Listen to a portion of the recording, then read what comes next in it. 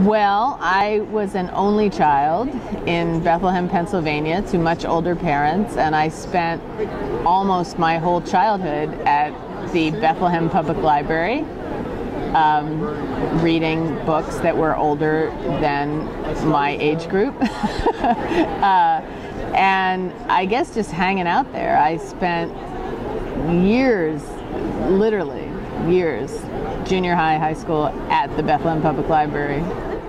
Well, again, my parents weren't big readers, and we had, like, I think one old chewed-on copy of The Valley of the Dolls in our guest room or something, which I read, of course, when I was 10.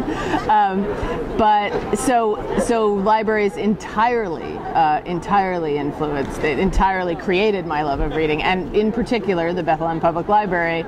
I had a fantastic babysitter named Martha Washington who taught me how to read by paying me a nickel to read a road sign or a cereal box or a milk carton. So I actually could read when I was three and a half. I read very early, and so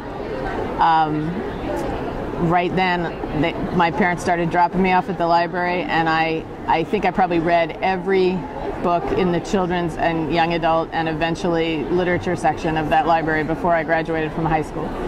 My father wanted me to be a tennis player, like Chris Everett. He actually wished that I were Chris Everett. And my mother wanted me to be an actress. She was an actress. And I do have a teeny bit, not so much today, but I have a teeny bit of the comic timing that made her think, and that's helped my writing. But no, they were very surprised and somewhat alarmed by my decision to become a writer.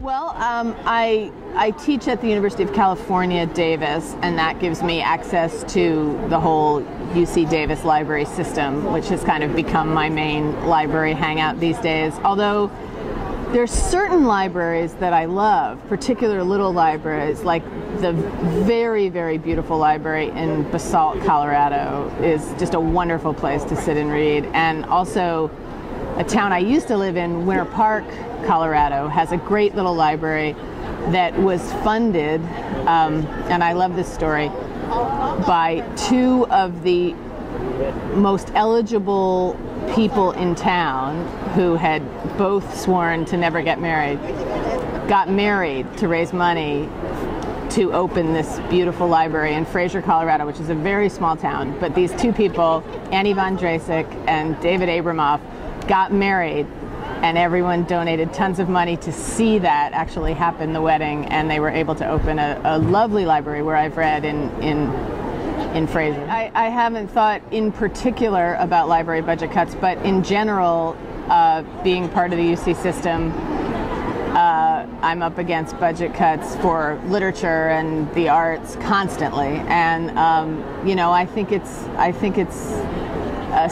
a sign of everything that's wrong with our culture. I mean, I fear what will happen when there's no money for books and art in general, and we seem to be heading that way. And I mean, honestly, like, to me, it seems like we're tumbling over this waterfall that we'll never come back from. I think it's awful. Yes, I mean, I'm lucky to live in California. I'm lucky to teach in California and live in Colorado, and for us, censorship is not an issue in either of those places that I'm aware of. It's possible it's creeping into Colorado from neighboring states, but I don't know of it, if that's true. And because I teach in California, we don't have that problem there. But I mean, I can't say anything that hasn't been said better somewhere else, but it's appalling. It's absolutely appalling that, there was a time when Cowboys first came out, my first book, Cowboys Are My Weakness, and there were I got some hate mail. I got a lot of hate mail. And, the suggestion was I wasn't a good enough feminist because I wrote this book that had these bad boyfriends in it. And, at the time I said, what is feminism?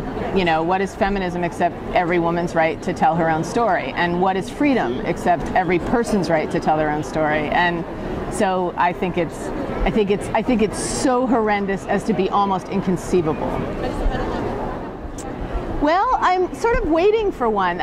The book that's about to come out is called Contents May Have Shifted. It goes all over the world, tries to learn some things from other people in the world. It's almost kind of a photo album of all these different snapshots of the narrator who goes around trying to figure out how to live a bigger life by learning from other people and places. So that's one reason I'm against censorship.